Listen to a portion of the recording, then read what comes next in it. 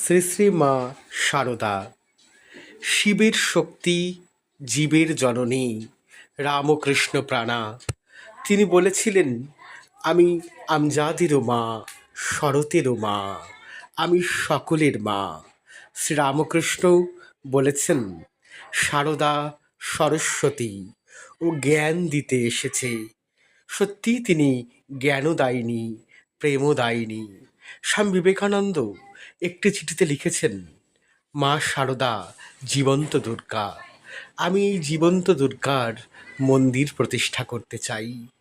বেলুড় মঠে 1901 সালে রামকৃষ্ণের শ্রী অঙ্গনে যে দুর্গা পূজা হয়েছিল, তা শ্রী শ্রী মায়ের নামে সংকল্পকৃত। শ্রী শ্রী মাই ছিলেন স্বামীজির প্রেরণার উৎসস্থল। মন্দিরের যে দশভুজা, তা স্বামীজির কাছে মা শারদা। তিনি স্বামীজির জীবন্ত দুর্গা।